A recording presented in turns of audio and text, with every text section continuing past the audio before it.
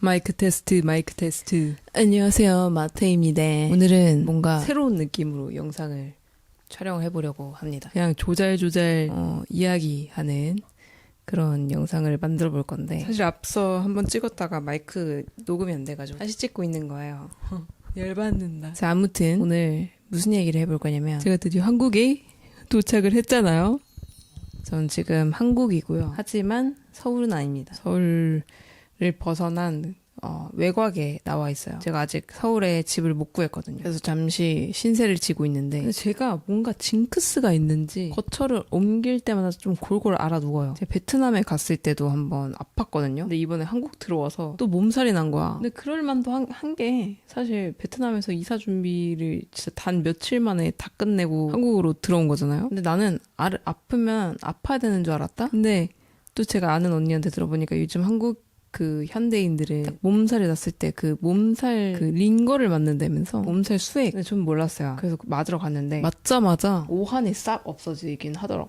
그래서 굉장히 신기했던, 요즘 젊은 현대인들은 아파도 똑똑하게 현명하게 대처하는구나 생각을 했죠. 오늘 이야기해볼 메인 주제는 이겁니다. 최근에 또 다양한 분들이 유입되기도 했고, 새로운 분들이. 그래서 항상 궁금해 해주시는 것 같더라고요. 제가 왜 베트남에 애초에 갔으며 왜 또 다시 한국으로 돌아왔는지에 대한 궁금증이 있으신 것 같아서 그거에 대한 답을 드리고자 합니다. 사실 제가 얼마 전에 그 스트리밍으로 한번 대충 말씀드렸는데, 베트남을 갔던 거는 일단 개인적인 사정으로 인해서 갔던 거고, 정확한 이유도 말씀 안 드리고 그냥 개인적인 일이었다 이렇게만 말씀드렸어요. 근데 또 그렇게 뭉뚱그려서 이렇게 답을 드리는 건 또 아닌 것 같아가지고 그냥 영상을 통해서 자세히 말씀을 드려보면 어떨까 생각이 들어서 촬영을 하게 되었습니다. 명쾌한 해답을 드리기 위해 일단은 제가 베트남으로 간 거는 가족 관련한 문제가 있었어서 간 게 가장 크고요. 사실 저희 아빠가 베트남에서 사업을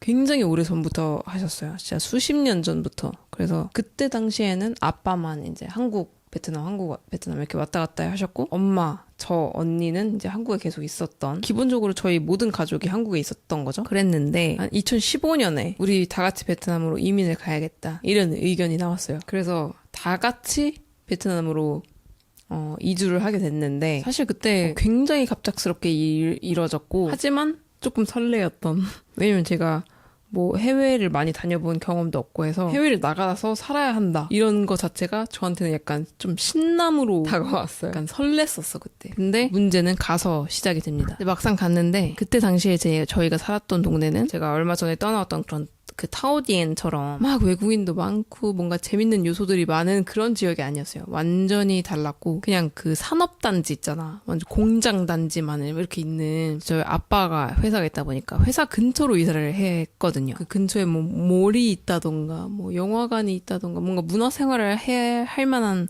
그런 게 아무것도 없고 진짜 허벌판에 있는 느낌이었거든요. 그래서 친구도 없고 그 생활을 6개월 동안 하다가 저는 참지 못하고 뛰쳐나옵니다. 탈출을 해요. 그래서 저 혼자 한국으로 탈출을 합니다. 그러고 나서 이제 제가 어린 나이에 한국에 혼자 있는 거잖아요. 그게 걱정이 돼서 엄마도 또 따라서 뛰쳐나와. 그러면서 이제 엄마랑 저랑 한국에 있고, 아빠랑 언니는 베트남에 있는 분리된 가족이 된 거죠. 그래서 그렇게 몇 년을 살다가, 그래도 우리 가족인데 가족은 붙어 있어야 되는 거 아닌가? 뭔가 가족이 떨어져 있다는 거 문제 있는 거 아닌가? 가족 붙어 있어야 된다. 우리 붙어서 살아야 한다. 이런 생각이 들면서 바로 결정을 해요. 베트남을 우리 가야겠다. 엄마, 우리 베트남으로 돌아가자. 이렇게 해서 베트남으로 다시 가게 된 거예요, 이번에. 근데 애초에 갈 때 2년을 생각하고 갔었어요. 뭐 여러분들이 앞뒤가 안 맞는 거 아니냐, 뭐 가족이 떨어져 있기 싫어서 갔다고 했으면서 무슨 2년이라는 유효기간을 두냐, 그럼 2년 뒤에는 또 따로 살 생각이냐, 애초에 왜 간 거냐 이렇게 생각할 수 있는데, 제가 베트남을 가게 된 그 이외의 이유도 있기 때문에, 그 이외의 이유는 뭐 자세히 말씀을 드릴 수는 없어요. 아무튼 가족 간의 문제였다고 생각하시면 될 것 같고, 2년을 바라보고 갔었는데 막상 가니까 되게 좋은 거야. 즐거운 거야. 그래서 이제 되게 고민을 많이 했어요. 내가 베트남에서 계속 쭉 있을까? 아니면 다시 돌아갈까? 왜냐면 한국에서 나고 자랐기 때문에, 그리고 한국에서도 이제 활동을 했었고, 그 여러 방면으로 활동을 할 수 있었던 제 반경이 되게 확 줄었잖아요. 저를 아무도 모르는 그런 국가에 딱 떨어졌는데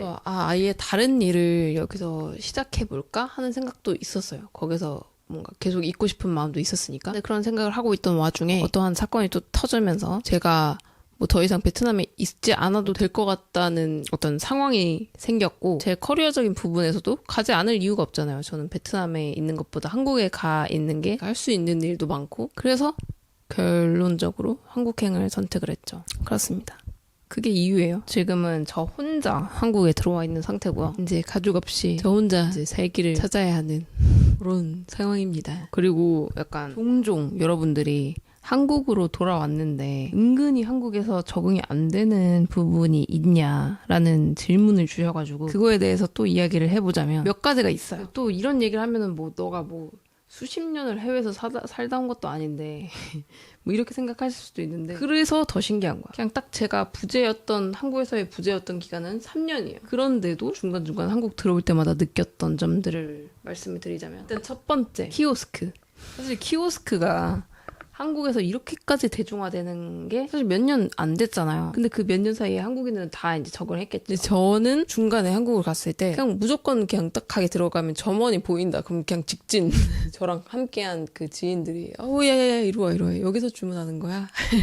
요즘은 이렇게 해 이렇게 알려주면서 좀 충격을 받았어요. 어딜 가나 그렇게 주문을 하니까 이게 진짜 이제 자동화가 완전히 됐구나 한국은. 아직 베트남은 그 정도는 아니거든요. 키오스크가 있긴 한데 엄청 드물어. 그리고 결제할 때도 한국은 이제 직접 카드를 꼽거나 직접 태깅을 해가지고 결제를 하잖아요. 아니면 뭐 요즘 카카오페이, 신한페이 해가지고 막 핸드폰으로 바로바로 결제가 가능하고 하던데 저는 안 쓰거든요. 베트남도 있어요. 카드 태깅할 수 있는데 점원을 일단 받아가서 결제를 해주는 식이거든요. 아직은. 저도 이제 한국 들어와서 무조건 카드를 그냥 쭉 주는 거야, 그 점원한테. 그럼 점원이 이제 앞에 카드 꼽아주세요 이렇게 안내를 해주시곤 하더라고요. 근데 그게 그렇게 적응이 안 돼서 처음에, 지금은 적응을 완벽히 했죠. 제가 알아서 꼽고 그렇게 결제를 하는데, 이게 아마 코로나 여파로 생긴 문화가 아닌가 싶기도 해요.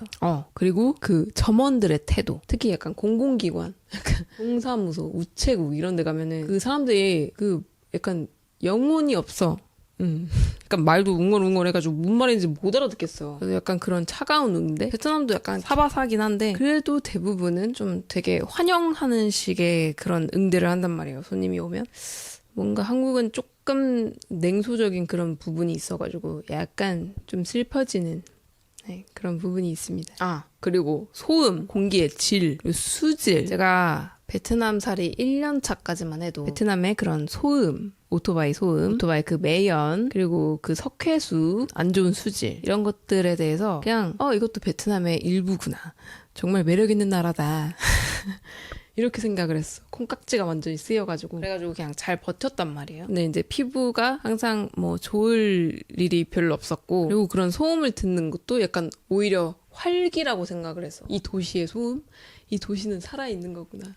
약간 이렇게 좀 정신병자 같죠? 아무튼 그렇게 즐겼었던 것 같아. 딱 1년 차까지만 해도. 근데 2년 차에 들어서면서 너무 스트레스를 받는 거야. 저는 또 걸어 다니는 거, 걷는 걸 되게 좋아하거든요. 날이 엄청나게 더워도 저는 약간 걸어 다녔어요. 뭐 카페를 가든 어딜 가든 할 때. 근데 그 걸어 다니면서 듣는 소음이 이제는 막 엄청난 스트레스로 다가오는 거야. 내가 걸으면서 음악을 즐기고 싶어도 그럴 수가 없어. 노이즈 캔슬링이 먹히지가 않아. 그리고 노이즈 캔슬링을 했다가는 또 위험할 수가 있거든. 이게 오토바이가 어디서 튀어나올지 모르기 때문에 소리도 잘 들으면서 이렇게 다녀야 돼. 그래서 그런 약간 사소한 나의 기쁨이랄까? 그러니까 내가 즐길 수 있는 그런 요소들이 없어지다 보니까, 한국에서는 누구나 당연하게 누릴 수 있는 것들이잖아. 도로에서 조금만 벗어나서 들어와도 그런 적막함을 또 즐길 수 있고, 베트남은 좀 어딜 가나 오토바이가 없는 곳이 없어서 그런 뭔가 소소한 저의 재미를 모조리 막 빼앗기는 그런 기분이 들어서 되게 불쾌해지더라고요, 그게. 근데 사실 제가 베트남 가기 전에 한국 살 때는 한국 공기? 그닥 옛날에 비하면 많이 더러워진 것 같아. 막 이렇게 생각을 했거든요. 소음도 엄청 막 심한 것 같고, 매연도 너무 심한 것 같고, 한국 너무 삭막해 막 이렇게 생각했는데 웬걸. 그 베트남은 또 개발도상국이라서 어딜 가나 이제 빌딩을 막 아파트를 세우고 있고 동네 가게들도 막 생겼다가 또 없어지고 이러다 보니까 어딜 가나 막 땅 뚫는 소리 나고 어딜 가나 공사장이 있거든요. 여러분들도 제 영상을 보신 분들은 아시겠지만 제가 아파트 살 때 베트남에서 첫 번째 집 있잖아요. 거기서도 바로 앞에 아파트를 또 짓고 있었어. 그래서 맨날 그 공사 소리 나고 했는데 또 이사 온 집 그 두 번째 집에서는 또 주변 개소리 때문에 불면증 생기고 막 이랬잖아. 그러니까 한국은 그게 좀 되어 있어. 그 선이 어느 정도 지켜져서 아파트에 살면 뛰면 안 된다. 그리고 개를 키우면 최대한 짖지 않게 만들려고 많이 노력을 하잖아요. 주변에서 민원 들어오고 막 신고당하고 이러니까. 근데 해외는 그렇지 않나 봐요. 약간 동물을 너무 사랑하는 마음에서 그런 걸까? 개는 원래 짖는 거잖아. 근데 못 짖게 하면 뭐 어쩌라는 거야? 약간 이런 마음인 것 같아. 근데 또 저희 그 동네는 개를 안 키우는 집이 없었어. 그래서 제가 진짜 동물을 사랑하고 강아지를 진짜 좋아하는데 이제 강아지라고조차 부르지 않아요. 개라 그래. 그래서 동네에 그냥 산책하는 개만 봐도 근데 막 너무 별론 거야. 그런 지금까지 생겼어요. 강아지 사랑, 개 사랑, 동물 사랑 이런 사람이었거든. 근데 지금은 완전 고양이 캣퍼슨이 됐습니다. 그리고 한국인들의 피부. 갑작스럽고 예상 못한 뭔가 부분일 수도 있는데 저는 한국인들 피부 뭐 다 똑같지 않나 사실? 뭐 왜 이렇게 외국인들이 한국인들 피부 좋다고 유난들인가 약간 좀 의아했었어. 근데 제가 작년에 한국 잠깐 들어왔을 때 한남동에 그 젊은 분들 이제 어린 친구들 많은 그런 거리를 이렇게 싹 거닐고 있는데 진짜 너무 충격받았어. 너무 하나같이 뭐 남자고 여자고 할 거 없이 피부가 너무 좋고 옷도 너무 스타일리시하게 잘 입고 깔끔하고 그리고 키도 다 어쩜 그렇게 다 길쭉길쭉한지 그리고 다들 다 또 말랐어. 피부가 어쩜 저렇게 좋지? 그렇다고 해서 뭐 베트남에서 막 피부가 다 막 진짜 만신창이인 사람만 본 건 아니거든요. 그래서 내가 그런 걸 못 느꼈어 전혀.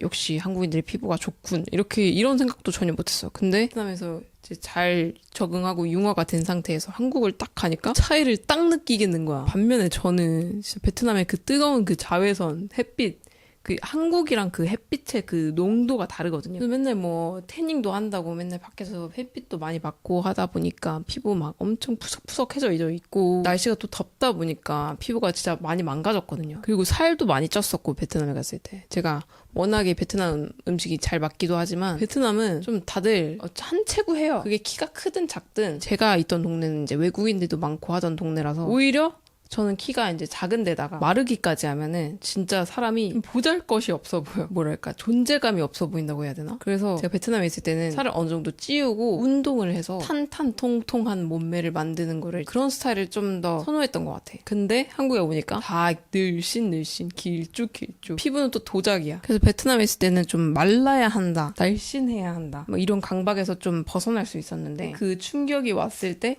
살 빼야겠다 이런 생각이 엄청나게 많이 들었어요. 뭔가 이런 느낌이야. 딱 제가 살던 그 타오디에는 좀 되게 가지각색의 사람들이 있어서 사람들도 다양하고 그만큼 또 가게들도 각국의 레스토랑이 되게 많이 있어요. 약간 이태원의 확장판이야. 이런 다양함을 좀 즐기는 재미가 있었다면 한국은 약간 정형화돼 있고 뭔가 정돈되어 있는데 뭔가 스타일리시하면서 단정한 그런 매력이 있는 것 같아요. 그래서 그 이후부터는 좀 한국에 올 일정이 생겼다. 살 빼야겠다. 좀 더 심적으로 긴장을 하고 오게 되는 그런 버릇이 생겼습니다. 네, 아무튼 제가 해외살이 3년을 하면서 느낀 점들을 말씀드렸고요. 그리고 제가 왜 베트남으로 떠나야 했는지, 왜 다시 돌아왔는지에 대한 이야기도 해봤어요. 여러분들이 궁금하셨던 부분에 대한 해소가 되었을라나? 오늘 조금 색다르게 촬영을 해봤는데 여러분들이 재밌으셨다면 댓글로 남겨주시고요. 그리고 다음 컨텐츠에 저와 이야기하고 싶은 그런 토픽 있으시다면 댓글로 남겨주시면 제가 반영해보도록 하겠습니다. 그럼 오늘도 이렇게 영상 같이 함께 해주셔서 감사하고요. 다음 주에 새로운 영상으로 찾아오도록 하겠습니다. 안녕.